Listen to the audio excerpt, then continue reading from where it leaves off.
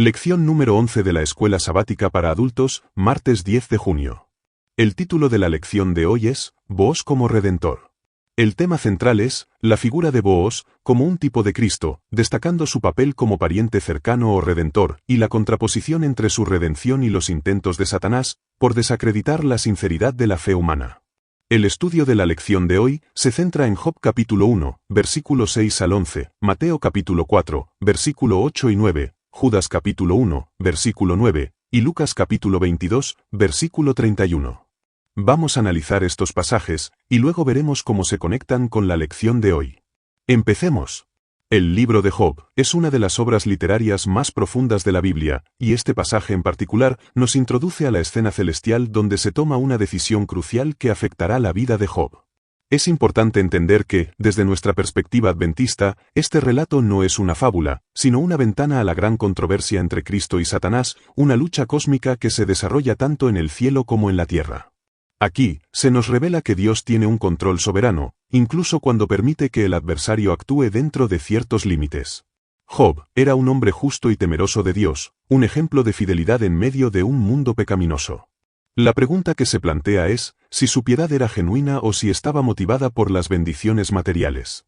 Este pasaje nos ayuda a comprender que nuestras pruebas no siempre son resultado directo de nuestro pecado, sino que pueden ser parte de un plan divino, más grande para revelar la verdad y la lealtad. Vamos a comentar los versículos 6 al 9. Versículo 6. Un día vinieron a presentarse delante de Jehová los hijos de Dios, entre los cuales vino también Satanás. Este versículo nos revela que hubo un día específico en que los hijos de Dios, que interpretamos como seres angélicos creados por Dios, se congregaron en su presencia. Entre ellos, para nuestra sorpresa, también se presentó Satanás. Esto nos enseña que, aunque es un ser caído, Satanás aún tiene acceso limitado al cielo y a la corte divina, lo que es parte de la gran controversia.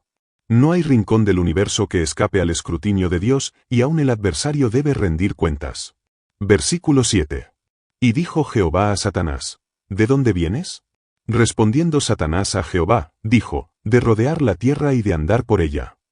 En este versículo, observamos el interrogatorio de Dios a Satanás. Jehová, en su omnisciencia, conoce el paradero y las intenciones de Satanás, pero lo cuestiona para que el maligno mismo revele su agenda. La respuesta de Satanás, de rodear la tierra y de andar por ella, nos indica su constante actividad en nuestro mundo, buscando a quien devorar. Esto confirma lo que la Biblia nos enseña, Satanás es el príncipe de este mundo, y su objetivo es desviar a la humanidad de Dios. Su presencia en la tierra es una realidad que debemos tener siempre en cuenta. Versículo 8. Y Jehová dijo a Satanás, ¿no has considerado a mi siervo Job, que no hay otro como él en la tierra, varón perfecto y recto, temeroso de Dios y apartado del mal? Este versículo es crucial porque nos muestra el corazón de Dios y su confianza en sus hijos fieles. Este versículo nos revela que Dios mismo señala a Job como un ejemplo de rectitud y piedad. Al describirlo como perfecto y recto, temeroso de Dios y apartado del mal, Dios está dando testimonio de la vida de Job no solo para Satanás, sino para nosotros. Esto nos enseña que es posible vivir una vida de obediencia y fidelidad a Dios, incluso en medio de las pruebas y la tentación. Versículo 9. Respondiendo Satanás a Jehová, dijo, ¿acaso teme Job a Dios de balde? En este versículo, Satanás revela su verdadera naturaleza y sus acusaciones contra Dios y la humanidad. Este versículo nos muestra la malicia de Satanás al insinuar que la piedad de Job no es genuina, sino interesada. Satanás argumenta que Job sirve a Dios solo por las bendiciones que recibe. Esta es una acusación fundamental en la gran controversia. ¿Amamos a Dios por él mismo o por lo que nos da? Satanás desafía la integridad del carácter de Job y, por extensión, la efectividad del plan de salvación de Dios. Versículo 10. ¿No le has cercado a él y a su casa y a todo lo que tiene alrededor?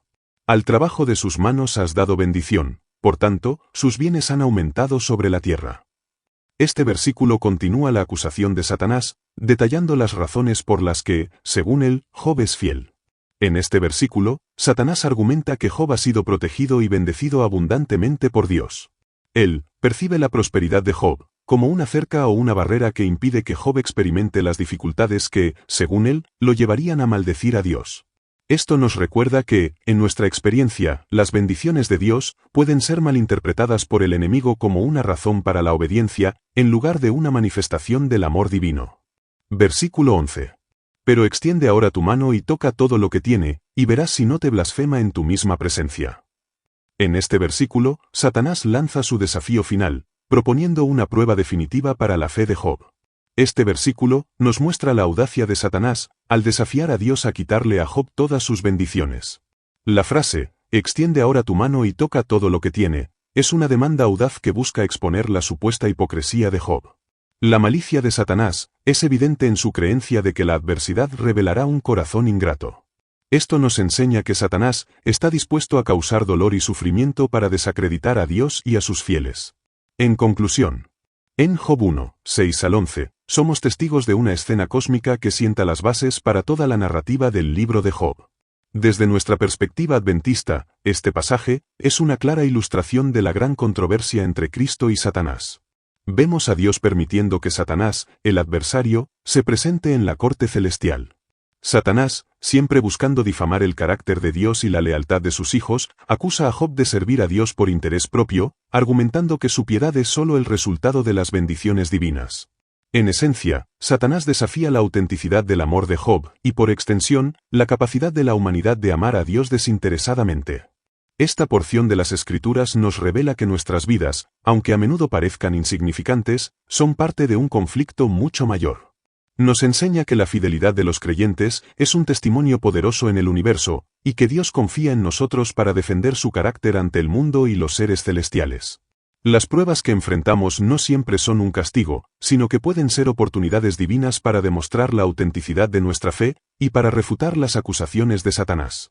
Este pasaje nos invita a reflexionar sobre la profundidad de nuestra relación con Dios y a cuestionarnos si nuestra obediencia se basa en el amor y la gratitud, o si está condicionada por las bendiciones que recibimos. Estamos llamados a ser fieles, no por lo que obtenemos, sino por quién es Dios. Ahora vamos a analizar Mateo capítulo 4, versículo 8 y 9. El pasaje de Mateo 4, 8 y 9 se enmarca dentro del relato de la tentación de Jesús en el desierto, un evento crucial en el ministerio de nuestro Salvador. Después de su bautismo y antes de iniciar su ministerio público, Jesús fue llevado por el Espíritu al desierto para ser tentado por el diablo. Esta tentación no fue simbólica, sino una confrontación real con el príncipe de las tinieblas. Durante 40 días y 40 noches, Jesús ayunó y se preparó para la misión que le esperaba. Las tentaciones que enfrentó, y específicamente la que analizaremos, representan las estratagemas de Satanás para desviar a Jesús de su propósito divino y para poner en duda su fidelidad al Padre. Desde nuestra perspectiva adventista, entendemos que Jesús, como el segundo Adán, vino a triunfar donde el primer Adán falló. Su victoria sobre la tentación es una muestra de que, a través del poder de Dios, podemos vencer el pecado. En este contexto, la tentación de ofrecerle todos los reinos del mundo a cambio de adoración, es la culminación del intento de Satanás de usurpar la autoridad divina y de pervertir la misión de Jesús. Vamos a hacer un comentario breve de los versículos 8 y 9. Versículo 8. Otra vez le llevó el diablo a un monte muy alto, y le mostró todos los reinos del mundo y la gloria de ellos. Este versículo nos sitúa en la tercera y quizás la más audaz de las tentaciones de Satanás. Este versículo nos revela que el diablo, en su desesperación por vencer a Jesús, lo llevó a un lugar desde donde le mostró todos los reinos del mundo y la gloria de ellos. Esta no fue una visión fantasiosa, sino una demostración engañosa del poder y la riqueza que el mundo ofrece, y que Satanás se adjudicaba como propios. Para nosotros, esto representa la tentación de buscar el poder, la riqueza y el reconocimiento terrenal por encima de los valores celestiales. Es un recordatorio de que Satanás siempre nos ofrecerá atajos y glorias efímeras, para desviarnos del camino de la obediencia y el servicio a Dios. Versículo 9. Y le dijo, todo esto te daré, si postrado me adorares. En este versículo, Satanás revela su verdadera intención y la esencia de su rebelión. En este versículo, la propuesta del diablo es clara y directa. Todo esto te daré, si postrado me adorares. Aquí, Satanás busca usurpar la adoración que solo le pertenece a Dios. Él ofrece un camino de éxito y dominio sin sacrificio, un atajo para obtener lo que es legítimamente de Jesús, pero a cambio de la sumisión y la traición al Padre. Esta tentación nos enseña que Satanás siempre buscará que le rindamos nuestra lealtad, ofreciéndonos falsas promesas de poder y placer. Para nosotros, la tentación de la adoración a cualquier cosa o persona que no sea Dios es un peligro constante. Debemos recordar que nuestra adoración es exclusiva de nuestro Creador y Redentor. En conclusión, Los versículos Mateo 4, 8 al 9, nos presentan la tercera y más insidiosa tentación de Jesús en el desierto. Desde nuestra perspectiva adventista, entendemos que Satanás, como el gran impostor y usurpador, intentó una vez más desviar a Jesús de su misión mesiánica y de su obediencia al Padre. Al llevar a Jesús a un monte alto y mostrarle todos los reinos del mundo y la gloria de ellos, el diablo buscaba apelar a un deseo humano natural de poder y dominio. La oferta, todo esto te daré, si postrado me adorares, revela la esencia de la rebelión de Satanás, la usurpación de la adoración que solo pertenece a Dios. Esta tentación es crucial para nosotros, porque nos muestra que Satanás siempre buscará atajos y promesas de éxito terrenal, a cambio de nuestra lealtad a Dios. Nos advierte sobre el peligro de buscar el poder, la riqueza o el reconocimiento mundano si esto implica comprometer nuestros principios, o rendir culto a algo que no sea el Creador. La victoria de Jesús sobre esta tentación, que se detalla en el versículo siguiente, no incluido en la petición, pero vital para el entendimiento, al responder con la palabra de Dios, nos enseña que nuestra única defensa contra las astutas maquinaciones de Satanás es la obediencia inquebrantable a Dios y la confianza en su palabra. Estamos llamados a adorar únicamente a Dios y a rechazar cualquier oferta que nos desvíe de este propósito sagrado. En la lección de hoy, también nos sugiere que analicemos Judas 1, versículo 9. El libro de Judas es una epístola corta pero poderosa que nos advierte sobre los falsos maestros y la apostasía dentro de la Iglesia. Fue escrita en un momento en que la pureza de la fe cristiana estaba siendo amenazada por aquellos que se habían infiltrado en las comunidades de creyentes, llevando enseñanzas perversas y viviendo vidas inmorales. Judas exhorta a los creyentes a contender ardientemente por la fe que ha sido una vez dada a los santos. En este contexto de defensa de la verdad y denuncia del error, Judas hace referencia a un incidente específico entre el arcángel Miguel y el diablo. Esta referencia, aunque breve, sirve para ilustrar un punto crucial sobre la humildad, el respeto por la autoridad divina y la manera adecuada de confrontar las fuerzas del mal. Desde nuestra perspectiva adventista, reconocemos que la gran controversia es una realidad constante, y que debemos ser cuidadosos al lidiar con las fuerzas espirituales, confiando siempre en el poder de Dios y no en nuestra propia fuerza o presunción. En Judas 1, 9, dice: Pero cuando el arcángel Miguel contendía con el diablo, disputando con él, por el cuerpo de Moisés, no se atrevió a proferir juicio de maldición contra él, sino que dijo: El Señor te reprenda. En este versículo, se nos presenta un incidente asombroso que subraya la humildad y el respeto por la autoridad divina, incluso en un conflicto cósmico. Este versículo nos habla de un enfrentamiento directo entre el arcángel Miguel, identificado por nosotros como Cristo preencarnado, el príncipe de los ejércitos celestiales, y el diablo. La contienda era por el cuerpo de Moisés, un evento que creemos que precedió a la resurrección de Moisés. A pesar de la depravación y la maldad del diablo, Miguel no recurrió a un juicio de maldición personal o a un lenguaje injurioso. En cambio, su respuesta fue: El Señor te reprenda. Esto nos enseña una lección vital. Incluso ante la manifestación más pura del mal, debemos confiar en el poder de Dios para reprender y no debemos tomar la justicia en nuestras propias manos, o usar un lenguaje que deshonre a Dios, ni siquiera contra el adversario. Nos recuerda que la autoridad y la vindicación final pertenecen a Dios. En conclusión, el versículo de Judas 1, 9, nos ofrece una profunda lección sobre la humildad, la dependencia de Dios y la forma apropiada de lidiar con el mal en el contexto de la gran controversia. Desde nuestra perspectiva adventista, entendemos que este pasaje describe un conflicto directo entre Cristo, como Miguel, y Satanás por el cuerpo de Moisés. Este evento es significativo porque creemos que Moisés fue resucitado y llevado al cielo, un anticipo de la resurrección que ocurrirá en la segunda venida de Jesús. Lo más impactante de este versículo es la reacción de Miguel. A pesar de que Satanás es el enemigo de Dios y de la humanidad, y a pesar de la enorme diferencia de poder y moralidad entre ellos, Miguel no se atrevió a proferir un juicio de maldición personal contra el diablo. En lugar de ello, delegó la autoridad de reprender a Satanás a Dios, diciendo: El Señor te reprenda. Esto nos enseña varias verdades cruciales. Primero, nos muestra que no debemos tomar la justicia en nuestras propias manos, ni involucrarnos en disputas con las fuerzas espirituales malignas con nuestra propia fuerza o autoridad. Segundo, nos enseña la importancia de la humildad, incluso cuando estamos en lo correcto y enfrentamos el mal. Tercero, nos recuerda que el poder de reprender al diablo y el juicio final pertenecen solo a Dios. Nuestra defensa y nuestra victoria sobre el mal no provienen de nuestra elocuencia o de nuestra propia justicia, sino de la autoridad y el poder de nuestro Señor. Debemos confiar en Él, para que pelee nuestras batallas y reprenda al enemigo en nuestro nombre. Y por último vamos a estudiar Lucas capítulo 22, versículo 31. El versículo 31 se sitúa en un momento de intensa tensión y significado en la vida de Jesús y de sus discípulos. Estamos en la víspera de la crucifixión, durante la última cena que Jesús comparte con sus 12 apóstoles. En este capítulo, Jesús instituye la Santa Cena, les da nuevas instrucciones y les habla de su inminente partida. La atmósfera está cargada de emoción, confusión, y para los discípulos, una mezcla de esperanza y temor. Jesús ha predicho la traición de Judas y la negación de Pedro. Este pasaje, específicamente, nos revela la preocupación de Jesús por sus discípulos y en particular por Pedro, ante los ataques inminentes de Satanás.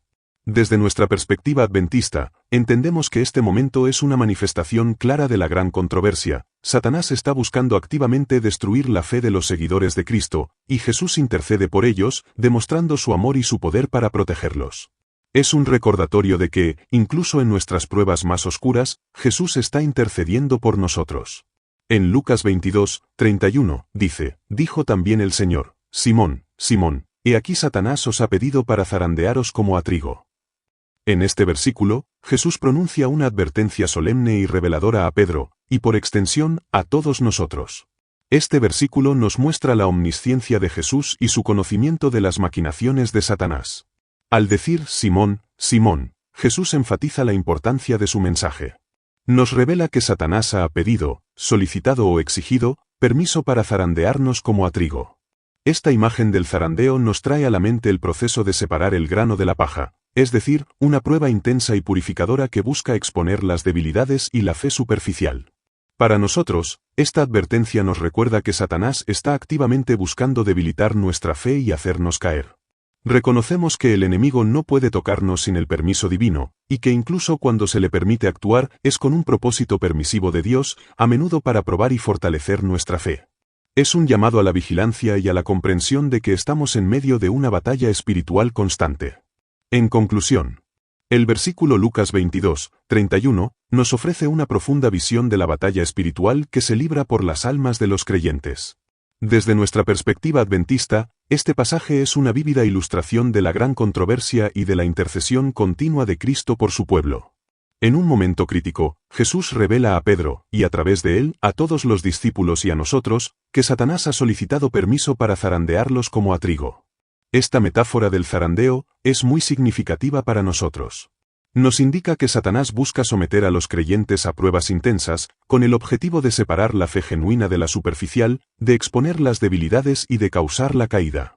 Nos recuerda que Satanás es un acusador y un adversario persistente, siempre buscando oportunidades para destruir la fe de aquellos que siguen a Cristo. Sin embargo, lo más reconfortante de este versículo es la revelación de que Satanás no puede actuar sin el permiso divino. Esto nos da la seguridad de que Dios tiene el control supremo, incluso en medio de las pruebas más difíciles. Además, aunque el versículo no lo incluye, el siguiente versículo, Lucas 22, 32, nos muestra la intercesión de Jesús: pero yo he rogado por ti, para que tu fe no falte. Esta intercesión es crucial para nuestra comprensión. Incluso cuando Satanás nos ataca, Jesús está activamente orando por nosotros, asegurando que nuestra fe no desfallezca por completo. Esto nos da una inmensa esperanza y confianza. Nos impulsa a mantenernos vigilantes y a depender completamente de Cristo, sabiendo que Él conoce las intenciones del enemigo, y que su intercesión es nuestra mayor protección contra las artimañas de Satanás. ¿Y de qué manera se relaciona estos pasajes con la lección de hoy? La lección nos introduce a la figura de Booz como un tipo de Cristo, estableciendo un paralelismo con el concepto de un pariente cercano que tiene derecho a reclamar o redimir, tanto en el contexto de Ruth como en el gran conflicto. Esto ya nos da un marco teológico claro para entender la lucha entre Cristo y Satanás por la humanidad. Ahora, veamos cómo cada pasaje se conecta con el punto central de la lección sobre la pretensión de Satanás respecto de la humanidad. La lección menciona explícitamente Job 1, 7. Nuestro comentario de Job 1, 6 al 11, enfatiza la escena celestial donde Satanás se presenta ante Dios después de rodear la tierra y de andar por ella. La lección dice: cuando Satanás apareció en el concilio celestial, dijo a Dios que venía de rodear la tierra y andar por ella, y cuando Dios le preguntó si se había fijado en el justo Job, Satanás lo reclamó como uno de los suyos, sugiriendo que el corazón de Job no pertenecía realmente a Dios. Aquí vemos claramente la pretensión de Satanás. Él no solo anda por la tierra, sino que considera que los habitantes de la tierra, como Job, le pertenecen o están bajo su influencia. Él acusa a Job de servir a Dios por balde, es decir, por interés, lo que implica que si las bendiciones fueran quitadas, Job le maldeciría a Dios, demostrando que su lealtad no era genuina, y por extensión, que la humanidad no tiene una lealtad incondicional a Dios. Satanás busca descreditar la sinceridad de la fe humana y la bondad de Dios. La lección incluye Mateo capítulo 4, versículo 8 y 9. Nuestro comentario se centra en la tentación de Jesús, donde Satanás le muestra todos los reinos del mundo y la gloria de ellos y le ofrece: todo esto te daré, si postrado me adorares. La lección afirma que Satanás intenta tentar a Jesús ofreciéndole dominio y cambio de adoración. Satanás se presenta como el príncipe de este mundo, que tiene el poder de conceder los reinos de la tierra. Su pretensión es que él posee y controla los reinos de la humanidad, y que incluso el Hijo de Dios debería adorarlo para obtener ese poder. Es una afirmación audaz de su supuesta autoridad sobre la humanidad y sus dominios. La lección menciona Judas 1, 9. Nuestro comentario se enfoca en la disputa entre Miguel y el diablo por el cuerpo de Moisés. La lección profundiza en esto, explicando que Satanás disputaba por el cuerpo de Moisés, dando a entender que Satanás estaba reclamando algún derecho sobre él. La lección explica que Satanás se jactó de que el siervo de Dios había llegado a ser su prisionero.